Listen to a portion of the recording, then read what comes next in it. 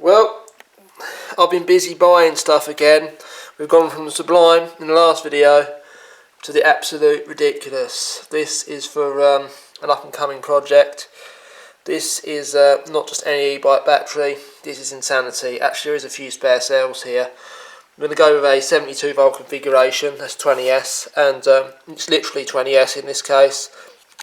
Each of these cells is 10C rated, they're 20 amps, so therefore that's the maximum discharge of 200 amps with continuous discharge of over 100 amps. So, you know, it's some pretty serious stuff then, so it can handle 200 amp bursts without a problem. On these big old welded terminals, they fit together with M3, which is a bit annoying. M3, why freaking M3, lads? M3 bolts, not M4, M4 would be handy for me because that's the same size as a drinks bottle holder, but these are M3, so yeah, still good. These are EIG branded cells, so here's the cell part number.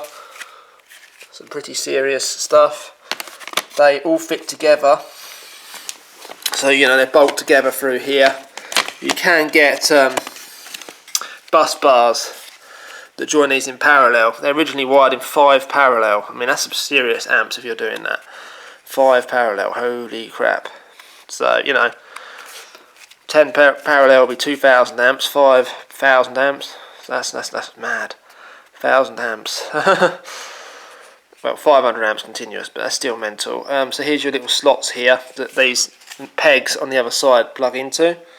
So they just literally stack on top of each other like industrial freaking Lego. Holy crap. Industrial Lego. That's what it's, you know, the best way to describe this kind of stuff, really. No soldering, just all bolts together. I'm going to have to make either make some bus bars, get Wesley Metzen to laser cut some for me, or I'll just use ring terminals and cables going over, which would be more than adequate. And this will all be going into another stealth bombery type thing in the future. I don't know if you saw the original Vector bike. It's a bit before I started posting videos on YouTube. There is like one video where I talk about zoom brakes in it, and it shows the frame there. That frame wasn't fantastic. I plan to have something a bit better, you know, good old like Crystal Lake or something like that motor.